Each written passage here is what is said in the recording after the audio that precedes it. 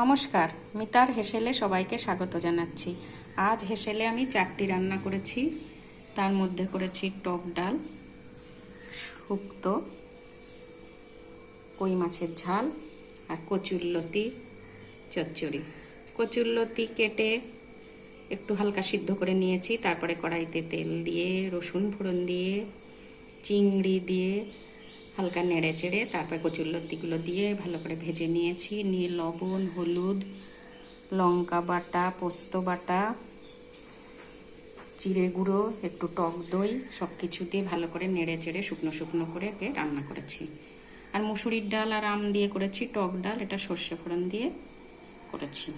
শুক্তো করেছি পাঁচমেশালি শুক্তো, নানান কিছু সবজি দিয়ে, উচ্ছে দিয়ে আর ছোট ছোট কাসকি মাছ দিয়ে এটা শুকনো শুকনো করে শুক্তো বানিয়েছি। কই দুটো ভালো